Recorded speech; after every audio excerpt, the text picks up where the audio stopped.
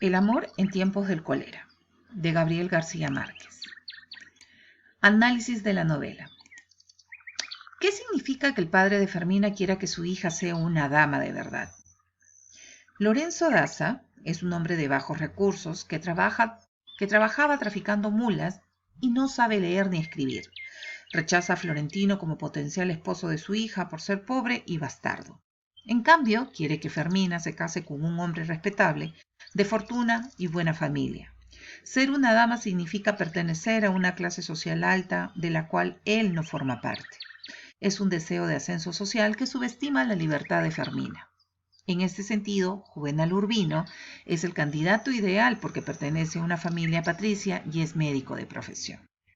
Por lo tanto, en esta parte podemos entender de que el interés de Lorenzo Daza, quien es el padre de Fermina, una de las protagonistas de esta novela, de mantener una relación formal que no, por un hombre por el cual no siente ningún tipo de sentimiento, prácticamente es forzado, ya que el hombre del cual ella en verdad está enamorada no colma las expectativas de su padre, razón por la cual ella tiene que dejarlo de ver y obviamente dejar el interés por él.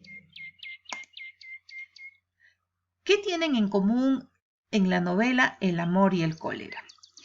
Gabriel García Márquez, quien es autor de esta novela, hace una comparación o trata de dar al lector la impresión de asumir los síntomas de esta enfermedad del cólera con los mismos síntomas del enamoramiento. Una especie de sentido comparativo con respecto a los síntomas que pueden tener, obviamente, el hecho de estar enfermos con el hecho de sentirse enamorados, ¿no? Y en el segundo capítulo justamente es donde se centra el amor adolescente entre Florentino y Fermina, que son los personajes que experimentan justamente esos síntomas corporales que se asemejan a los del cólera, cuando en realidad solo están enamorados. ¿Nerviosos por la recepción de una carta o frustrados por el secretismo de su relación? Juvenal conoce a Fermina cuando va a revisarla a su casa para descartar un cuadro de cólera. Abatida por tener que olvidarse de Florentino, desarrolla síntomas físicos en sintonía con los de la enfermedad. Del mismo modo, Florentino es aislado en cuarentena durante el viaje en barco por presentar síntomas similares a los del cólera, cuando en verdad solo sufre por tener que separarse de Fermina, que está por casarse con Juvenal. Cuando Tránsito Ariza, madre de Florentino, se enferma en su vejez, dice: de lo único que mi hijo ha estado enfermo es del cólera, ¿no? Confunde así la epidemia con el amor.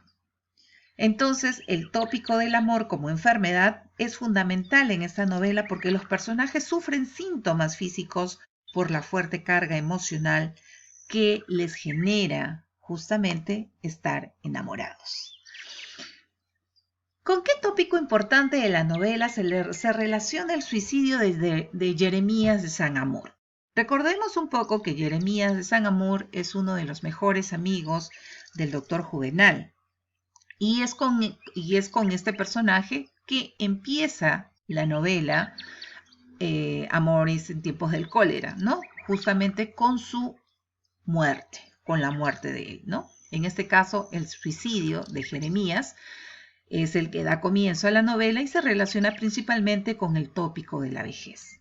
Este personaje se rinde ante los golpes del paso del tiempo y decide terminar su vida antes de sufrir los peores años del cuerpo.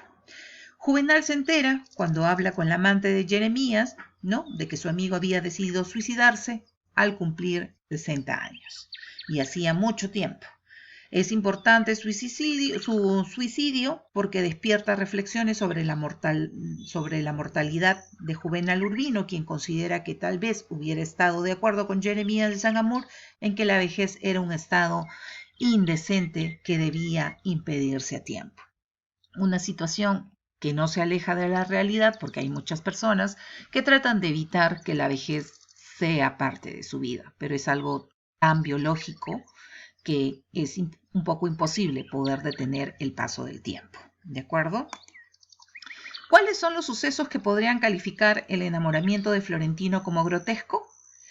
Lo grotesco genera risa o burla porque es ridículo o absurdo. En ese sentido, Florentino, en su primer enamoramiento adolescente por Fermina, come flores de su jardín para sentir su sabor y se embriaga con agua de colonia hasta el vómito. Luego de recibir la primera carta de Fermina, se encierra a leerla, letra por letra, mientras come rosas y termina así descompuesto. Sus emociones románticas son explosivas y lo llevan a actuar de manera extravagante. La exageración de sus emociones y los actos desmesurados le dan un tinte grotesco y risible al personaje. Bueno, ¿qué importancia tienen las cartas de la novela? Las cartas son el canal de comunicación principal entre Florentino y Fermina, que les permite mantener su relación en secreto durante mucho tiempo. Sirven para sostener su historia de amor durante la adolescencia. Durante la vejez también usan cartas para volver a seducirse y encontrarse, aunque los lectores no tenemos acceso a esas cartas.